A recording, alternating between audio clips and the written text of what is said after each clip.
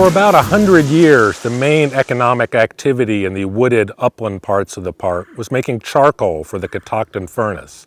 Using the methods of those days, it took 200 bushels of charcoal to make 1 ton of pig iron, so an active furnace burned through about 500 acres of trees in a year. The owners of the furnace owned thousands of acres of land up here in the mountains, but even that wasn't enough. They still bought a lot of timber from their neighbors as well.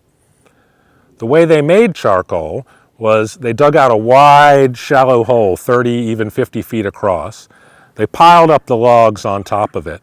Then they covered it over with dirt, leaving just a couple of holes, so that the fire smoldered and charred the wood rather than consuming it. Those fires burned for 2 to 3 weeks, and the whole time they had to be watched to make sure that they never got too hot or went out. The men who watched the fires were called charcoal burners or colliers. We don't know much about the colliers, but in pictures they're always old men, so they may have been semi-retired loggers or furnace men.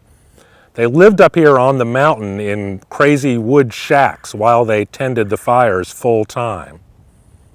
Once the fire had burned out, they closed up the holes so the fire would die. When it cooled, they raked the soil off to expose the charcoal, loaded it up in wagons, and took it down the mountain.